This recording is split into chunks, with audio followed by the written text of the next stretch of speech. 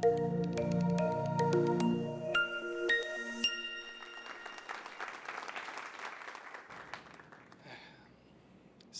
self-awareness is a key component to personal growth and success. The ability to look inside yourself and see the things that you are good at, the things that you're bad at, your triggers, what makes you anxious, is very important so you know how to move forward in life and settle yourself down if needed. Self-awareness is so important that it's the basis of a type of therapy called Gestalt therapy.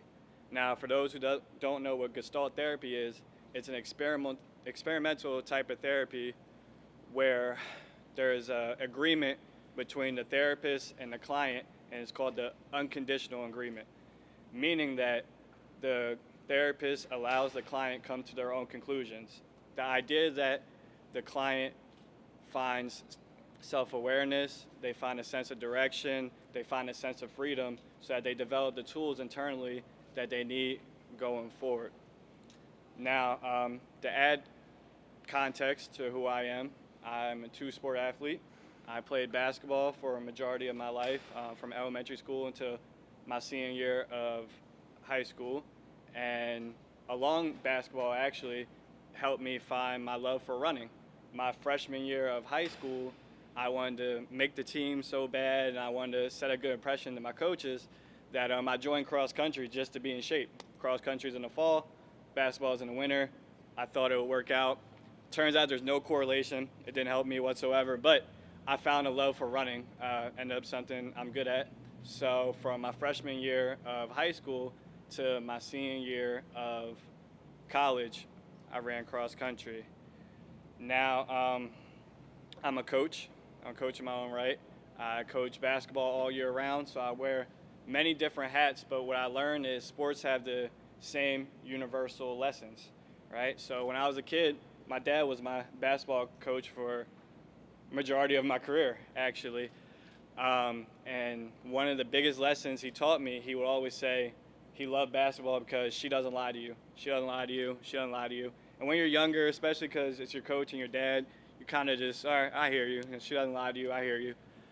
But as I became my own athlete, as I became my own coach, I realized that sports tends to tell you the truth if you're willing to listen. If you shoot 20 jump shots and miss 20 jump shots, you probably have to work on your jump shots. If you run a time or run a race and the time afterwards isn't great, you probably have to work on your technique, you have to work on your endurance. The lessons are there if you're willing to listen. And I take those lessons and I apply them to my life. So in high school, I had the privilege of being a part of an amazing basketball program called We Are One. It's a travel team program.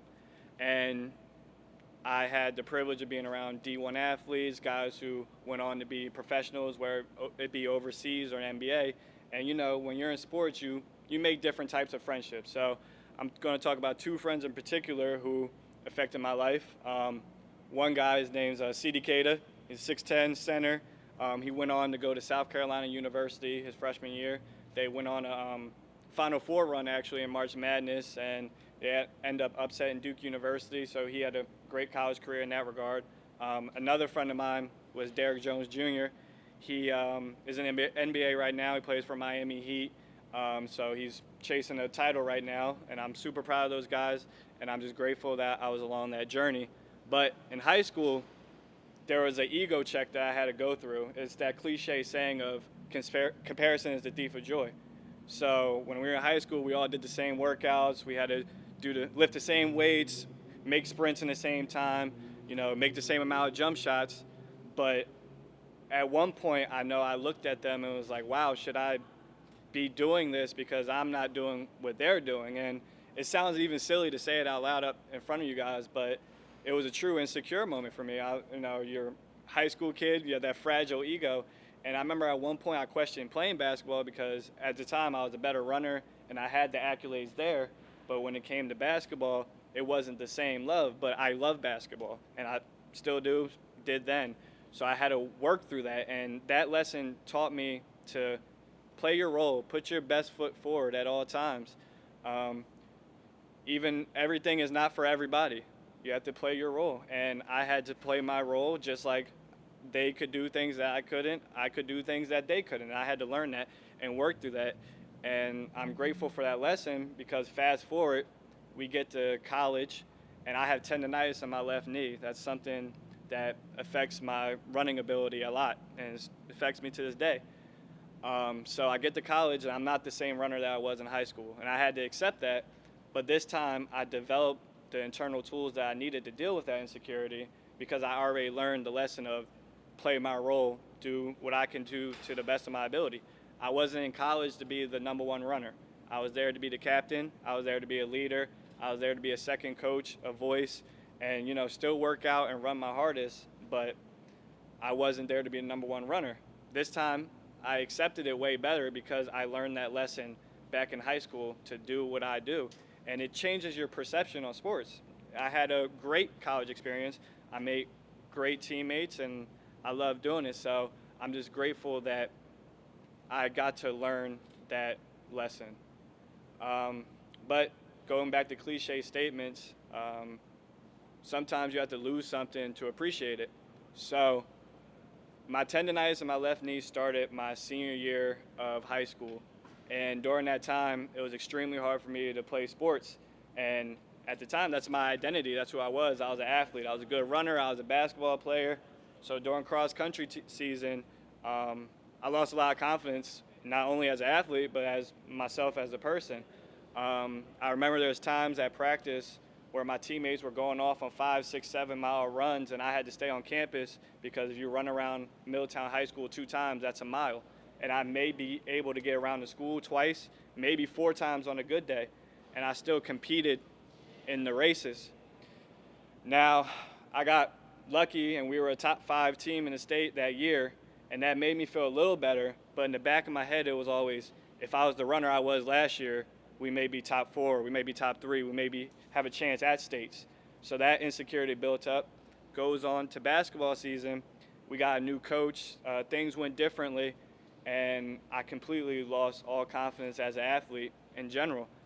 So going in to make my college decision, I chose not to do sports, which is a new territory for me. I was an athlete my whole life, but I lacked a lot of confidence at the time. I go to Del Tech.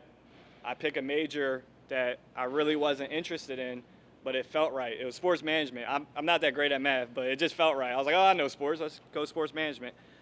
So I get to Del Tech, and it was a time period where I learned depression, I learned anxiety, and I learned panic attacks. It was my first time in my life where I would have panic attacks. There were times I would drive to Del Tech, and I had to pull over on the side of the road in order to get myself together. And because if you ever had one experience, it's like your world is collapsing. So I'm at Del Tech. I'm not going to class much. My grades are slipping, and I felt like I lacked purpose at that time period. So by the grace of God, my cross-country coach in high school, he gets the job at Goldey-Beacom College, and he recruits me and lets me know that he wants me to be his athlete again. And that conversation, it felt like a 180 happened instantly. It felt like I found that sense of belonging again, that sense of identity again, that sense of purpose. So immediately, I jump at the opportunity, and I transfer to Goldey-Beacom College. And what I learned is the things that I need for personal success. I learned that I do need routine. I learned that I do need structure. Learned that I need a reason to work out. I need a reason to eat healthy. And these are all things that at the time when I wasn't an athlete, I didn't have to do. So I didn't know that because it was new territory. So that was an important lesson. So getting to Goldey-Beacom was huge because I had to learn that these things make me successful, all these things. And I apply them to my life today. I'm not an athlete still, but I make sure I work out. Make sure I keep short-term, long-term goals.